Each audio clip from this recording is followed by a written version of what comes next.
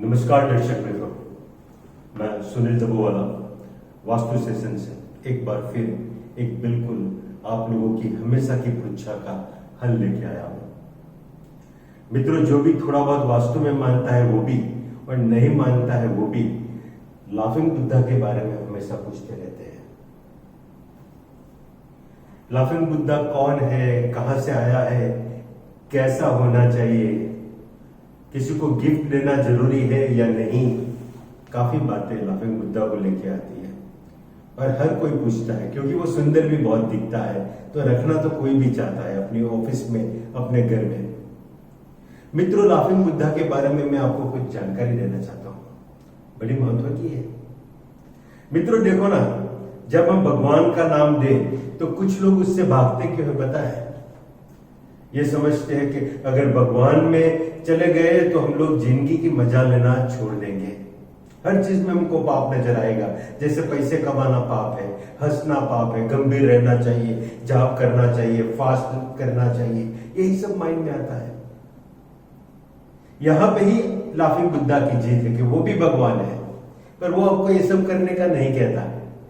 ये कहता हंसते रहो, मस्त रहो, कोई नियम नहीं, जो करना है करो, खुश खुश रहो। और ये भी नहीं मांगता कि मेरी रोज पूजा करो, उल्टा ना कहता है कि पूजा रोज करना अच्छा नहीं है। लो, आपका काम तो आसान हो गया कि ऐसा भी भगवान है जिसको पूजा भी करने की जरूरत नहीं है। आप आपका बिजनेस करो, हाँ नीति नियम वगैरह अलग बात है, आपको कोई गंभीर रहने की जरूरत नहीं, बहुत हंसो, इसलिए तो इतना हंसता है।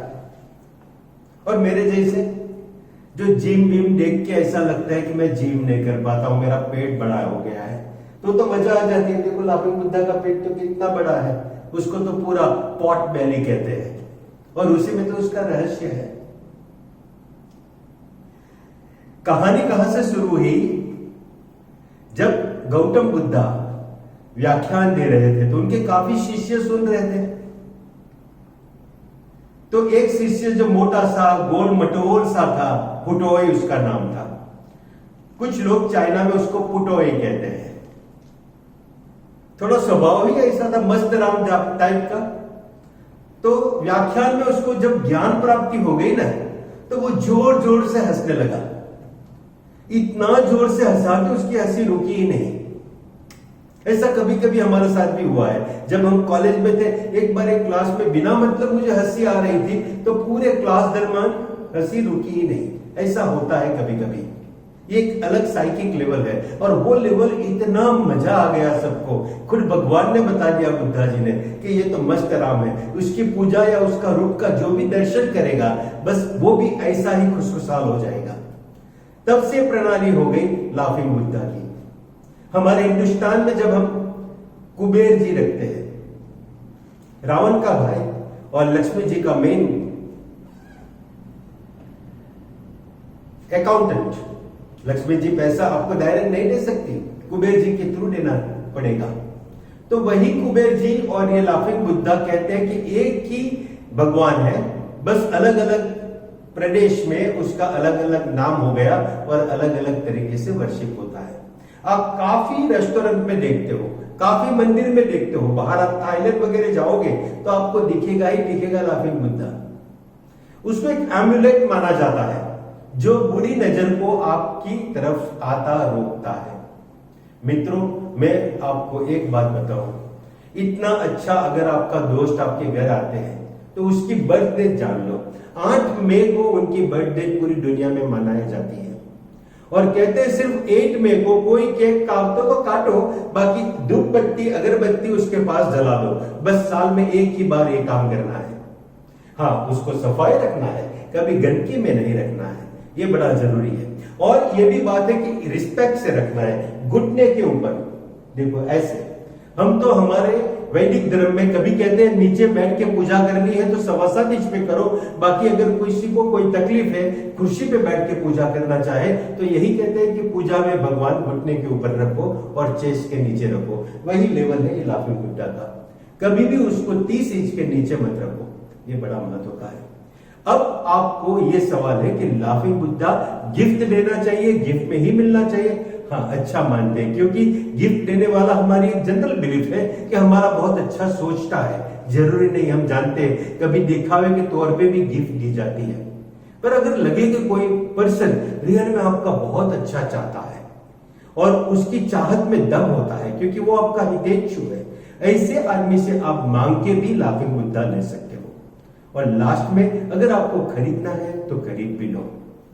प्लास्टर ऑफ पेरिस के या प्लास्टिक के लाफिंग बुद्धा से सिरामिक के लाफिंग बुद्धा ज्यादा पावरफुल होते हैं। और जैसे मैंने बताया, सफाई करो और इतनी मस्त बेली है ना, उस पे दिन में 3 बार हाथ जरूर घुमाओ, बहुत मजा आता है। उसका माथे में भी कभी हाथ घुमाओ, और वैसे जो हंसता है किर ऐसे कभी खुद भी हंसने की आदत डालो।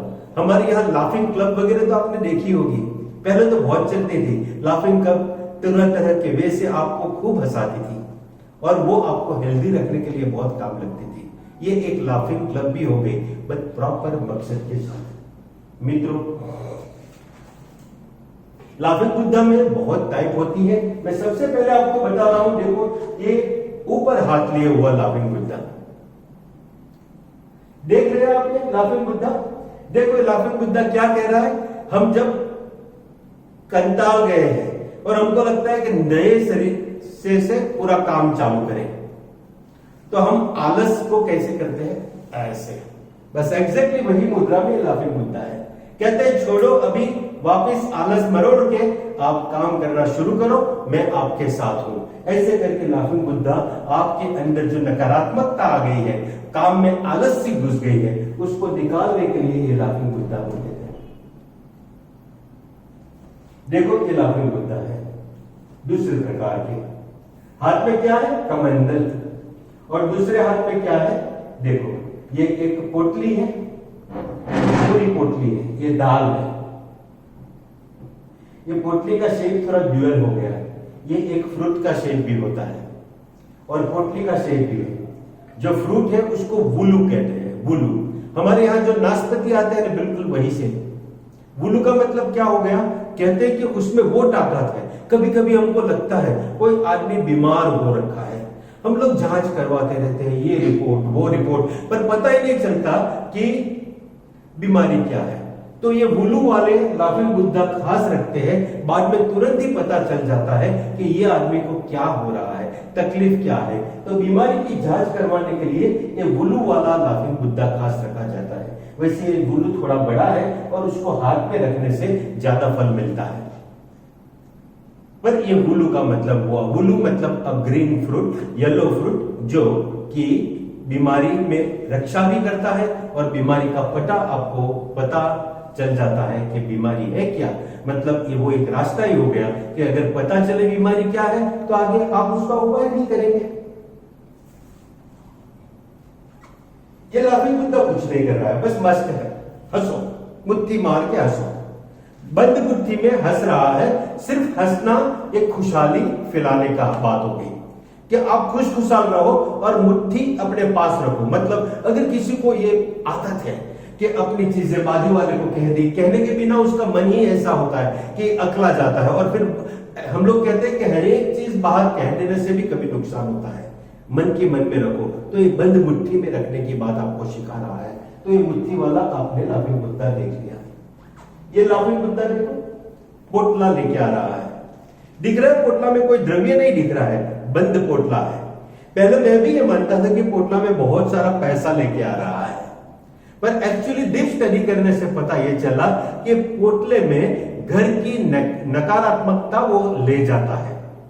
आपको पता है किसी को राहु केतु अगर आपकी कुंडली में मंडरा रहा है और हम लोग राय देते हैं कि राहु आपका खराब हो रखा है, तो आपके पांव से सर तक कोयला उतारो और उसको एक बोरे में बांधो और फिर उसको बहते पानी में डलवा दो।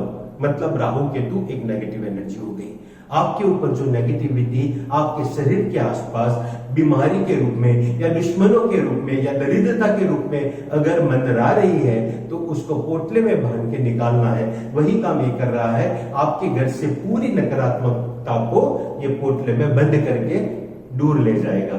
पहले हम लोग ऐसा लाफिंग बुद्धा पोटला वाला घर के अंदर आता हुआ रखते थे, पर डिटेल स्टडी ये बता रही है कि अब पोटला में नकारात्मक चली गई है, उसको घर से बाहर जाना चाहिए। तो ऐसे लाफिंग बुद्धा का मुख हमेशा घर के बाहर तरफ जाता हुआ रखा जाता है। एक लाफिंग बुद्धा होता है लेटा हुआ लाफिंग बुद्धा। आदमी लेटता कब है? जब उसकी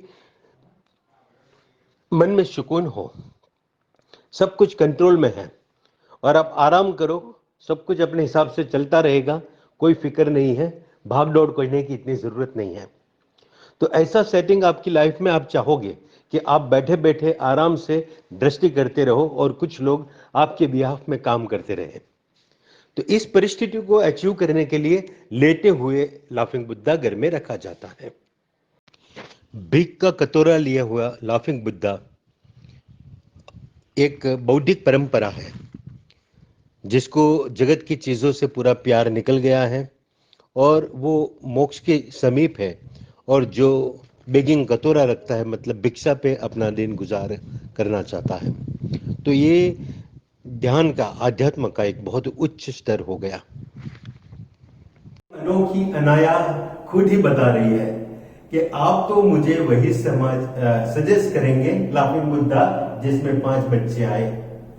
यस, मैं आपको वही सजेस्ट करूंगा, क्योंकि इनोसेंस से ऊपर कोई जीवन का हथियार नहीं है। बहुत चीज आपने सोच ली, ये अपना लोभ कुछ भी करो, पर अगर बिल्कुल ये सब लोभ वोभ छोड़ दो और अगर आप निर्दोष है, आप भोलेपन आप में कल्टीवेट करोगे तो लाइफ में सक्सेस होनी ही है।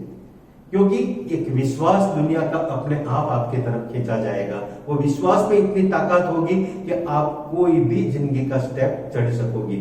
तो मैं आपके लिए वही लाफिंग बुद्धा सजेस्ट करूंगा जो 5 बच्चे के साथ बैठा हुआ है। नमस्कार।